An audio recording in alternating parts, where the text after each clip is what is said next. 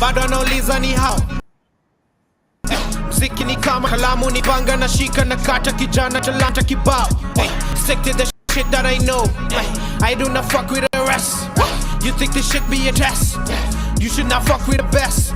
Watadhani ni katu kosobibo. Picking a fight will be horrible. Itabidi wa vaminos. Line them all up, let them drop like a domino. Press the eject, me and butterfly the effect. Me, I just get on the mic and I point to the car while I'm standing and asking who's next. Timbaland pulls on their necks. I came and snatch all the checks. Sanjay can hear when I'm snapping their fingers. It's all like I'm sending a text. I want them M's. Hapa ni ligi so 24/7 hakunanga likizo. Kama ni beats unajua mina kilizo. Kani madani wasawa mina pikizo. Cheza hii game nikipata mina kikizo. I don't go sika chofale si priki cho. Kani madem mina wataka kwe friki jo. Lakini ubani me I'm just too picky jo. I'm picky as fuck. Yeah, real on the really though. I expected more from me rappers, you better me niggas, you actors. I hop on that track like I'm jumping a rope. Hoping you rappers comparing your notes. Thick as can be, spread like a fucking disease. This should be wicked to see, ripping the beat. Harder than can I believe the fact that you know when it's me. And your woman she knows. I got that G, she wanna D-pen. All of me, different analogy. Nafunga hii chapter, I'm telling them bye. Napiti ndo sike ama labda ni die. King of the 254, yeah, 254. Hey, what's up, wonderful people? Welcome to the #1 trending and topical issues podcast right here in the 254. I do hope that everyone is doing fantastic and you are excited to be with us on this particular episode where we link up and get to let you know what is happening with the 254 and also maybe get to show you a different side of this coin that we call the 254. Otherwise, you can just call it Kenya, coming live from these streets of Nairobi. And my name is Pikes, alongside my wonderful co-host, Kari. How are you doing? I'm doing fantastic. I'm doing good. I hope that everything is well with you on your end, being on a wonderful Wednesday. Is this a Wednesday? No, a Tuesday. Tuesday. Yeah. Sorry, I'm trying to rush. Naipeleka mbele for some reason. Pole sana naipeleka mbele. But how is your Tuesday coming along? Fantastic. I hope that everything is not even fantastic. It was mwah. It's wonderful, right? So today on the show, we are looking forward to just getting to connect with the Kenyan podcast family. Remember, you can always stream us live. Let me try and mute some. There's a bit of a noise on the background here for a second. Let me check it.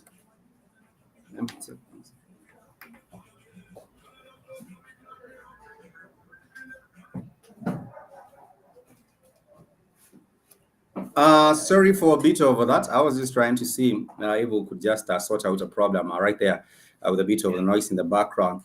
So guys, I was letting us know that you can always stream us on our different podcasting platforms. We are actually available on AudioMark, we are on Spotify, we are actually on YouTube, and you can also get to interact with us on social media, on Facebook, and you can always let us know how it's going on for you and your week.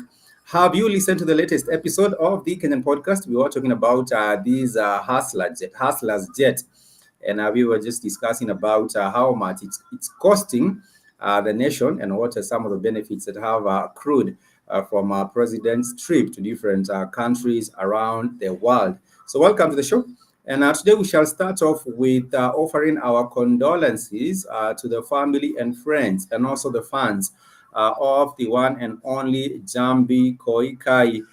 There has been a lot to be said about Jambi Koikai and her beautiful talent. You know, her voice. This is a woman who has been most passionate about people and most passionate about music, you know, reggae music. And if you look at her history, or if you look at her dedication to the craft and her dedication to the art of music, reggae music, I think we do not have actually many Kenyans or many media personalities that have actually outdone her. Kari, do you remember Jambi Koikai, and have you listened to any of her shows? Yeah, I have. Before she got sick, I used to listen to her. Yeah. You used to listen? Yeah. Go on, sorry. Yeah. Because me personally, I don't listen to reggae. Yeah. I'm not a reggae fan, but once in a while. I used to like Yeah. how she used to host like events, the Yeah. hype she had. She was a Yeah. good A good MC. host, a good Yeah. MC. Yes, a good MC. And what has happened is that she has passed on after a long battle, with her condition, which is known as endometriosis. And for me, I do not know much about this particular disease, but I have actually done my Googling and I found that endometriosis is a disease in which tissue similar to the lining of the uterus grow outside the uterus. It can cause severe pain in the pelvis and make it harder to get pregnant. I am not sure whether Jambi Koikai had children. If Carrie, you do know, let me know. If she has any kids, do you know of her I having don't any think kids? so. I don't think Oh, so. oh, Mm. okay. And they do say that endometriosis can start at a person's first menstrual period and last until menopause, which is very, very difficult. And I think this is a condition that, of course, affects women. I don't think men are prone to this particular condition or this disease, but that would actually be very, very sad. If you're having to struggle with the disease from the first time that you have your first menstrual period and last until menopause, this is actually very, very difficult. I think for people who are dealing with this condition, for patients who do have endometriosis, or even maybe perhaps people who have survived endometriosis, I think this is actually very difficult to deal with. And I think also Zambi Koikai did bring a bit of, did bring some attention. I think she did bring some attention to the whole sickness. She actually did bring attention to the whole sickness because many people, if you go around the country and you ask about endometriosis, I think not many people do have the knowledge about this particular condition. But have you had any friends, or do you know of any women, Karim, who have this condition? Yeah, yeah. Even there's celebrities who have And like how have you had an influencers. opportunity to hear from anyone with this condition and maybe have a personal have an encounter or have a conversation with Face them? to Have you face. had have you had an No, opportunity? no, no. You haven't Uh-uh. had? Yeah, but what I Like, do I don't believe have is that personal friends that have. Yeah. or know anyone that has had it or have had a conversation. Personally, I also do not know anyone with endometriosis, but I do believe this is a condition that actually is very, very difficult to deal with because they do say that the cause of endometriosis is unknown and there is no known way to prevent endometriosis. And there is no cure, but symptoms can be treated with medicines or, in some cases, with surgery. And what I would actually say about this Jambi Koikai is that she has undergone surgery many times. Some of the times I've heard Mm, about her being in and out of hospital, yeah. and recently, I understand recently she was almost beating this particular disease. I think she had gotten to a point where she had now gone back to MCing again because she had taken a break for a very long period, and then recently she came back. Maybe about 2 years ago, she came back, and people were happy that she was doing well. Yeah. And Well, then yeah. recently, about 2 days ago, also I heard about a blood a call for blood donation for Oh, Zambi yeah. Koikai, Yeah. and Yeah. and I think maybe she was also going through another surgery, and I don't think she came out of this particular one. But once again, I want to offer condolences to the fans, to the friends, and also to the family of Zambi Koikai. People do say sometimes people only care about you when you're dead, or when you're winning, or when you're famous. But I would actually just say this is a lady who had so much commitment, and she was so much loved by reggae fans around the country and even outside. I do believe even Jamaicans, maybe perhaps, would recognize that Jambi Koikai from her involvement, hosting big reggae artists. I think she was there when Richie Spice was in Kenya. Apart from Richie Spice, I believe even who is this other Jackie, if I'm not mistaken, another big, dancehall and reggae artist from Jamaica coming into Nairobi. She was one of the people that were hosting them in this particular big event, and therefore we would actually just want to, pay homage and respect, and maybe perhaps also encourage the people that are going through and struggling with this particular disease. And I do hope that the government will also do something, towards raising awareness and also towards the treatment. Like I did see from that particular article, there is no treatment, but maybe perhaps there can be a way to alleviate, the suffering of our patients who are actually undergoing or are sick with endometriosis. We shall move on from that. Carrie has another topic that she would like to introduce. Ni historia ya uboys anaitwa nani? Ian Ian Jeroge. Njoroge. Ian Yes, Jeroge. yes. Yeah. Yeah. One thing I can say Mm. is, Yeah. okay, I know what he did was wrong. Hiyo ni ya Yeah. kwanza. I'm not Yeah. condoning For hiyo people who don't know, alifanya. what did he do? For those who do not know, unaanzia story katikati. For those who do not know, what did he do? Alichapa polisi, like alimchapa ile serious, and to a point where the policeman was admitted in hospital. Yeah. Sahi nasikia, he's going through surgeries because it's ni kitu alidamage sana, and actually, Yeah. unfortunately, apparently this policeman was sick. Yeah. He was diabetic. Is Mi what? hivyo nimesikia. The Diabetic. The policeman is what? Sikupati vizuri? Diabetic. Oh, diabetic. Yeah. Yes. Oh, So, okay. I think sasa hiyo ndio ilifanya sasa a prolong kuwa hosi. And unfortunately, he was charged with robbery, with violence, resistance of arrest, and causing other humiliation to other people. Yeah. Yeah. But kitu moja naweza sema about his story. Yeah. Okay, I'm not saying what he did was good. Yeah. But kwani watu wasione if it was the other way. Unajua, huo polisi angeulizwa. If it was the other way around. Yeah. So like, right now, I understand what he's saying is that he was the policeman wanted a huge bribe and he got angry. That is what he was saying.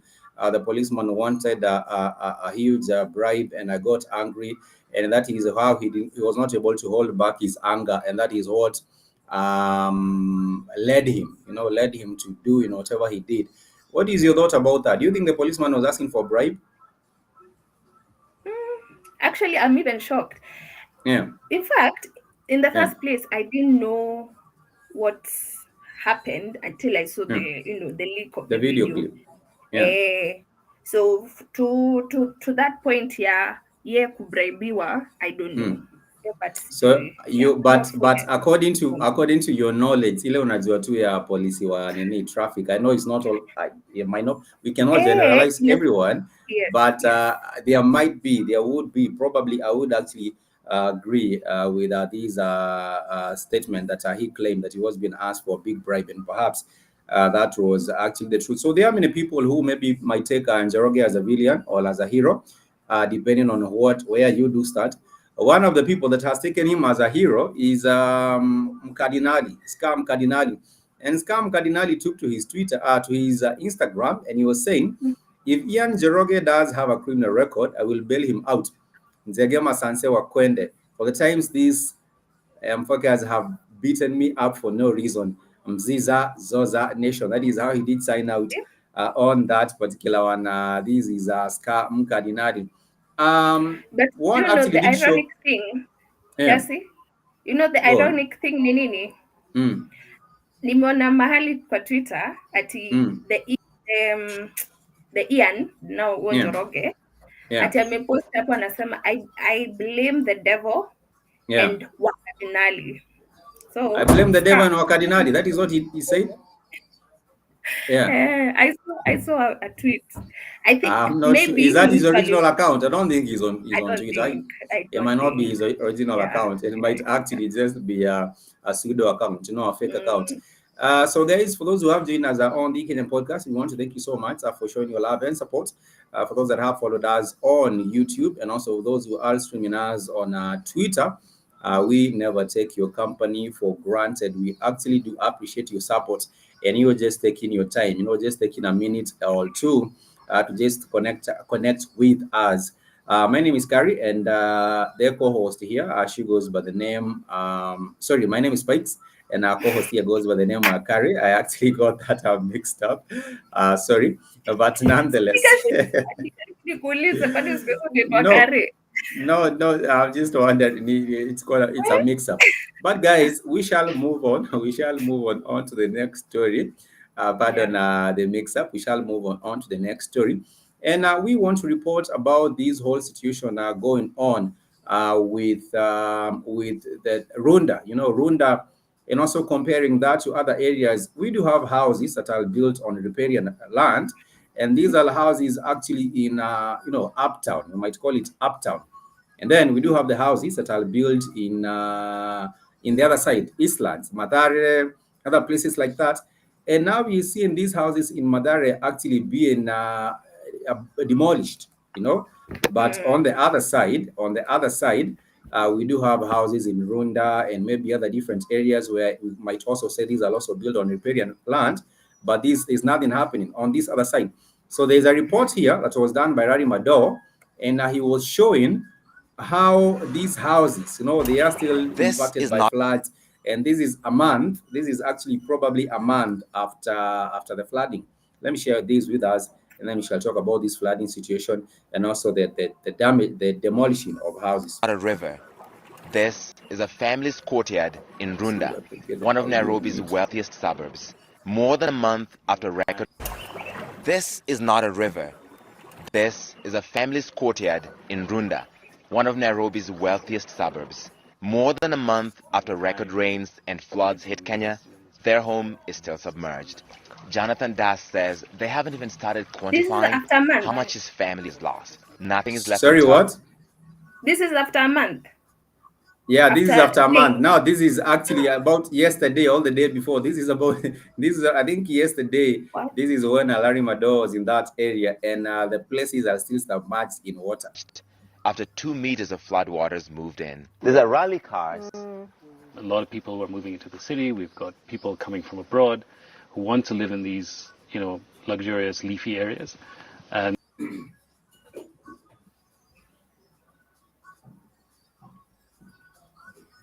Jonathan Das says they haven't even started quantifying how much his family has lost. Nothing is left untouched after 2 meters of floodwaters moved in. These are rally cars. A lot of people were moving into the city. We've got people coming from abroad who want to live in these, you know, luxurious leafy areas. And there's a lot of demand for that. At the same time, we're not moving fast enough to be able to plant. And this is a place where we do have a county government. We do have a place this is a place where we do have a county government. And you will say that I'm empathetic, you know, with these people in Runda, but there is also now even a worse situation where we do have a house is being demolished in Madare. And I would actually say this is actually just being hii ni kupendelea pande moja, because kwa sababu Madare mbona nyumba zinabomolewa na Runda hakuna nyumba zimebomolewa, and other different posh places hakuna nyumba ambazo zimebomolewa kwa those areas. And let me show you a bit of what is happening with this demolishment so that you can just see for yourself and see. Kari, you let me know what your thoughts are when you check out this particular video, because these houses, these families are in pain.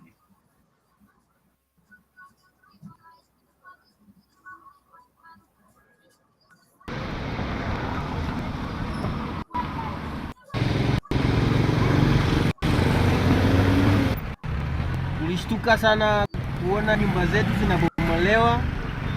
Unalala uko na ploti, unaamuka unaambiwa ploti si yako. Beba virago ondoke uende zibomolewe. Cha kushangaza kabisa, moja tunaachiwa iko salama, haiguzwi. Hatujui what is going on. Junior mkubwa ama nini wanatudanganya na court order. Hatujui kama ni halali ama ya voja, hatujui. So serikali mjaribu kutuangalia pande yetu pia. Usiangalie wazito wasiumizwe, wanyonge waumie. Tunasema watu wa mabatini wameumia sana na watu wako njaa. Nyumba watu wanalala nje. Hii serikali yetu tulichagua na vile tuliamka mapema. Tukachagua tukasema Ruto tosha. Sasa huyu Ruto mwenyewe ndio anataka mabadiliko. Mabadiliko angefanya akuje kwanza ashuke huku katika Mathare venye alikuja Kosovo, ajiulize watu bedroom yao itakuwa ni wapi? Sisi bedroom tukua nje, na pia utatuhitaji tena wakati mwingine uchaguzi. Ruto kuja, watu wa Mathare tunalala nje, hata tuna hema, mvua inanyesha, watu wamebomolewa, hawana mali ya kulala, hawana chakula, vitabu zilienda na maji. Kuna familia pia zilienda na hii mto wa Mathare, familia zingine zijapatikana, hadi watu wajamaliza maombolezo, wamekuja wamebomolewa, wanafanya matangazo yao nje. Bwana Ruto, tunakuomba, jua sisi tulikuchagua na unatuhitaji tena. Kwa hivyo sika Mathare ukuje uone venye watu tunaumia. The thing is, Taima anasema Madhe anasema ati Ruto tulikuchagua kuja Mathare ujione, and you know we woke up early in the morning tukakupea kura. Do you think these cries, you know, to the president inasikika? Do you think hawa wakubwa wanashughulika? Kari, what is your opinion on these demolitions? Kwanza I think hata wanaona bado watu wakiiwa huko wanasikia we need to go and demolish now vizuri, because one thing I never understand is kwa nini msifanye haya mkiona hapa kuna shida, sawa, si mtoe hao watu hapa mpeleke place nyingine when you guys because I don't understand. Okay, sawa, umewafukuza, waende wapi? Ndio, waende wapi? Like seriously, like and another thing is place, okay, still hata kama ni place ya biashara but unajua biashara unaweza peleka place nyingine. Hii ni place mtu raise watoto wake, raise, you know, everything, amekuwa na actually hata si ku raise pekee, this is the only place they know. Sasa ukiwatoa hivyo and then you expect them to live, how do you expect them I think we'll have an increase, tutakuwa na increase ya street families, you know, watu wajui where to go, so we have an increase in street families. And nimekam kurealize pia Nairobi, if you go around, for example, Jivanji area and other areas huko Ngara, you'll find a whole lot of people sleeping sleeping in the streets, and I think this is some of the consequences of hii kubomolewa manyumba bila any kind of a planning going on. So for those who are tuning in, those who are with us on the Kenyan podcast, that tunajua kuna alternative. Yes, there's always an alternative, because places in like Maju. Okay, let's just say Maju, because even them they have. But you know, you can have like wanajenga nyumba, si lazima ukwe na tina bedrooms nini. They are given like 2 beds. At least knowing in the end of the day you have a shelter. Shelter houses. You're talking about shelter houses. Zinaitwa shelter houses. Okay, shelter houses. Achana na shelter houses. Kuna ni kama mnapewa 2 beds. It's only beds that you're given. The rest of things now nini unajitafutia. But then again, still these families do not even have something to eat. I don't think that would be a lasting solution, because easy familia, first and foremost, you realize they have nothing to eat. So when you're talking about even them just getting a bed, and what then happens after that? I mean is kukuwe na an end place. Unaona sahi wezi fikiria mali ya kwenda. Like where will you go? Unajua at least if you have a shelter, some things will come in. Vitu zingine zitakuja, because kidogo tutakuwa na watu, you know, watu wanajishikania mikono, you know, we supply food, we do all these things. There's an alternative. Someone like Babu Owino, someone was like Babu Owino was actually saying that our watu, you know, wanyamebomolewa manyumba, the government was talking about making affordable housing. Siwapeleko kwa hizi nyumba ambazo government inatengeneza, because at the end of the day the government is talking about making affordable housing. But Babu Owino was just saying, watu mnabomolea manyumba, why don't you just take them to these affordable housing that you're talking about building, you know, at least help them out and you know, resettle them. But the government, what seems to be happening and also for the families that were affected by the floods, you know, that is also the same cry, that not really cry but request that Babu Owino was actually just saying. Let me see if I can share these with us real quick. These are real quick here. This video, if I'm able to share it. If I would get it, it would be fine. and then we shall also move on into another matter. For those who are watching us, this is the Kenyan podcast, the number one trending and topical issues podcast in the 254. And we truly love and value and appreciate your support. If you haven't subscribed to our YouTube, which is at the Kenyan podcast, please make sure you do. We would really, really love to also, connect and link up with you on that other platform as well. So let me share this video of Babu briefly, and then you shall see what his claim was regarding this affordable housing. Has this cry been taken up? I don't think so.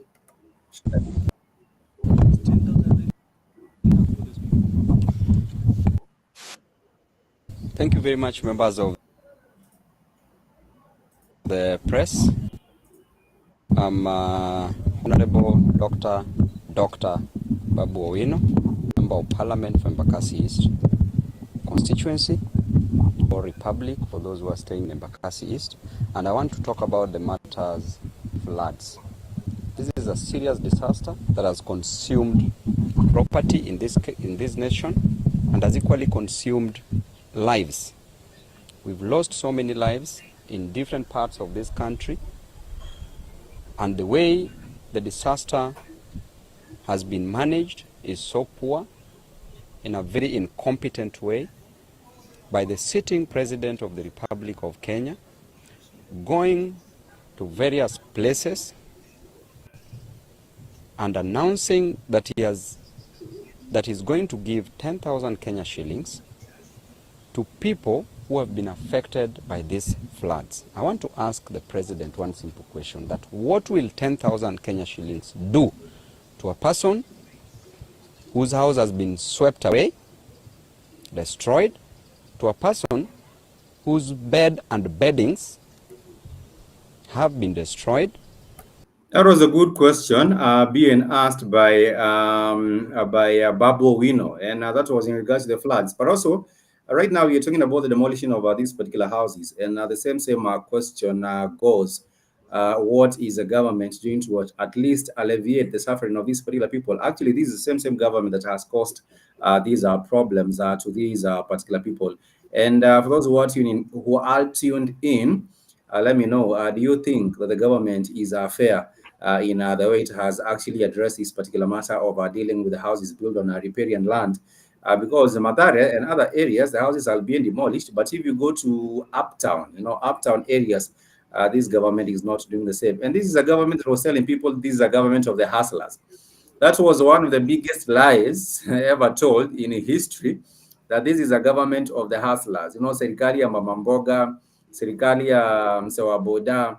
What was the other thing? Ilikuwa mama mboga, msewa boda, and who else? I can't remember. It was three people actually who were being quoted through this particular one. Sorry, who? Youth. Ilikuwa serikali ya vijana, serikali ya mama mboga na serikali ya mahustlers. But what you have seen is, deaf ears. Hizo requests zote za at least watu, to be considered. What we are seeing is that these requests are actually falling on deaf ears. So for those who are tuning in, please let us know what your thoughts are and what maybe perhaps would be done. We shall go on into another story about this whole issue with the president and the deputy president, their tussle. But that is right after Kare shares with us a story about this Machakos, this child that died, in police custody. Share with us a particular story. Sasa, that Indo part, sasa, I don't understand. Ndio. Anza tu story from the top. Ukianzia na part uja understand itakuwa ni shida. Just start the story from no, nataka yote. Anyways. Yeah. Kulikuwa na confrontation. Hiyo vile mtu polisi na citizen walikuwa na talk. And then I think the policeman got angry, slapped her the first time. Obviously kulikuwa na arguments. Oh, woman is job, woman in baba, woman is sharp. So the second slap, the woman missed ikena kwa mtoi. And I think mtoi ni hajamaliza hata an year. If I'm not. Alimchapa, so she was arrested, now the woman and the child. And I think the slap was too damaging to a point where it caused the kid to cry a lot in pain and what have you. So polisi hakujali, akamwarrest na wakamweka ndani. So I think she's for like a day, even not even a day. Hata hiyo masaa kidogo juu I think unajua kofi ya mwanaume mkono ya mwanaume. I know, but what they are saying is that this child was 1 year old. It was a 1 year old baby, and these are the police are investigating four officers in Makueni following the death of a 1.5 year old child.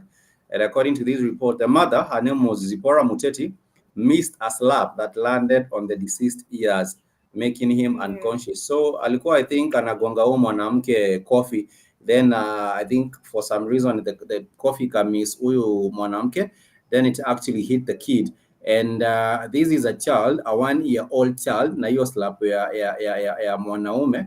And I would actually say the full force of the law should actually meet this particular officer, because first and foremost, why are you actually beating up this particular woman? Why are you beating up this particular woman?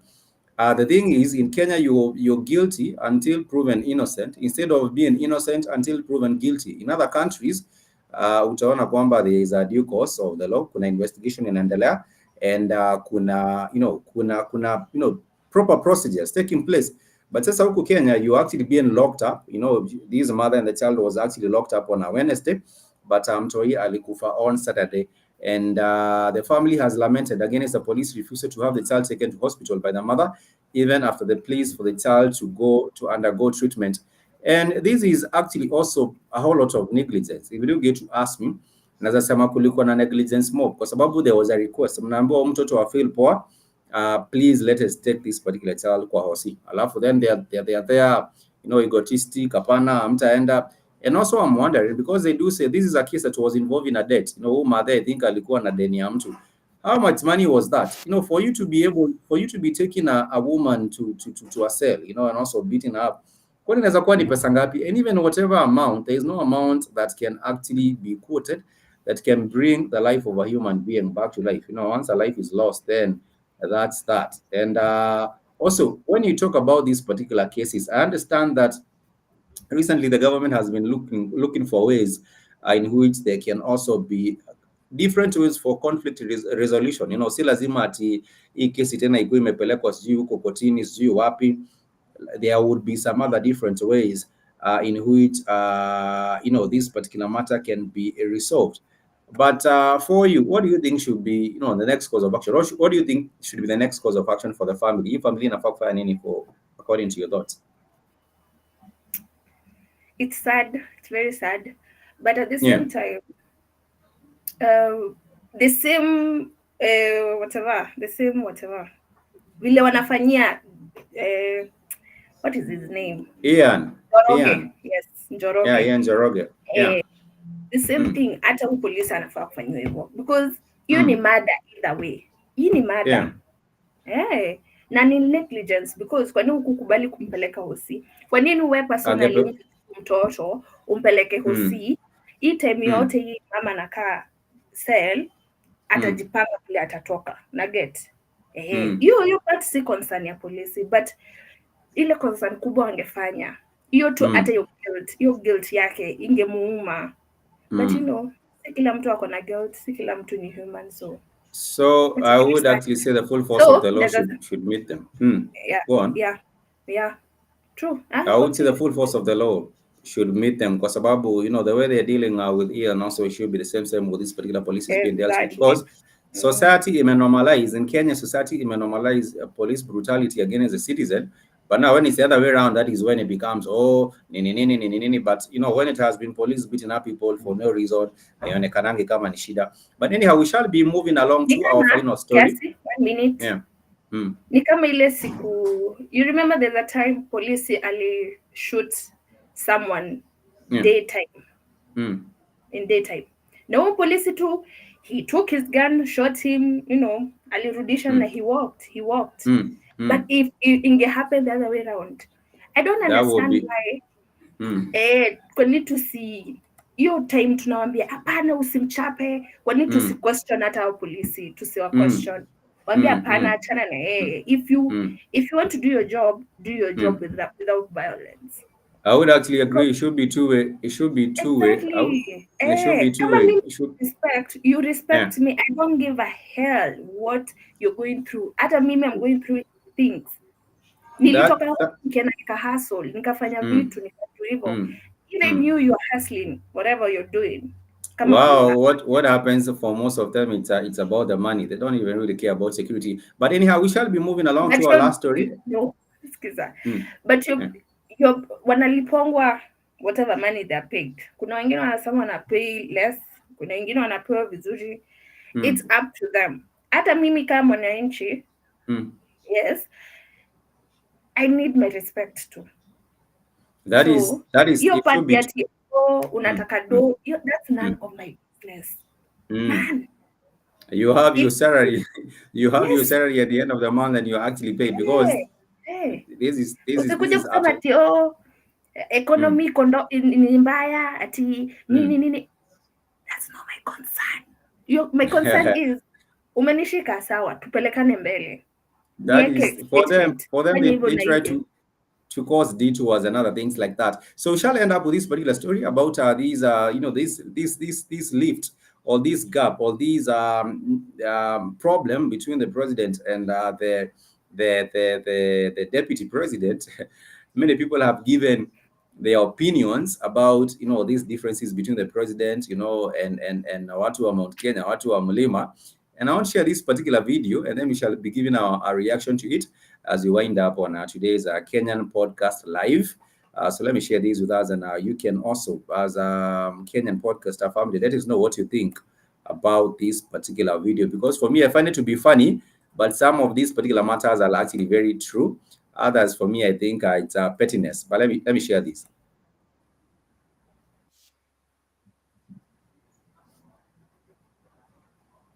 Aiskiki. Ice Kiki. There is no, you cannot hear it, Whiskey. Let me see what will be the problem. What if I play it there?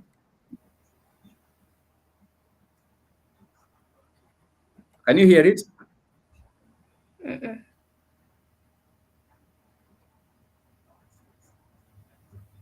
Unasikia sahi?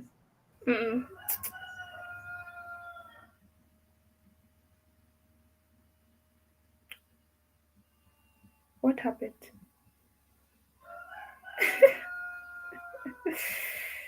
Yeah. Okay. Hello. Hi guys. Imeachwa. Kwani umeniacha? No, I'm actually here. There's a problem with the connectivity, but let's wind it up there. I'll actually share the same on our Twitter at Kenyan Podcast. It's a bit of a problem with the connectivity, but I will actually share that particular video on our Twitter link. Just find it on Kenyan Podcast on Twitter. And for now, we want to actually wish everyone a happy and a productive rest of the week. We shall be back live on Friday. So make sure you catch us live on Friday as well, as we endeavor to bring you more shows, more regularly on this particular platform, which is Twitter. For the 10 of us that are actually with us, please make sure to subscribe on our YouTube as well. Carrie, do you have a closing remark? Nawapenda. Now continue to watch. Yes. For me, family. To you guys, goodbye. That's our WhatsApp. Make sure you also connect with us on our Friday, right here on this particular platform. In case you want to write to us an email, feel free to do so. kenyanpodcast@gmail.com. Once again, it's kenyanpodcast@gmail.com. And we appreciate all the tips. All these are family on our X. We never take your company for granted. So make sure you also follow us. Just Google search the Kenyan Podcast. If you Google search the Kenyan Podcast, it will actually just pop up. And let me just show us before we leave. Let me just go straight up to Google and just Google the Kenyan Podcast there. Kenyan Podcast. This is how you can find us, the Kenyan Podcast. And you will find it here. We do have so many podcasts in Kenya. We do have Legally Clueless. open. The mics are open, messy in between. And this is the third one here, the Kenyan podcast. And once you are there, you'll find it on Spotify. Click on this particular icon and then go ahead and listen to the wonderful episodes of the Kenyan podcast. We love you so much, and we hope you have a wonderful and an enjoyable rest of your week. Make sure you catch us on Friday as we continue building together as Kenyan people right here in Kenya and even outside in the diaspora. We want to thank you so much.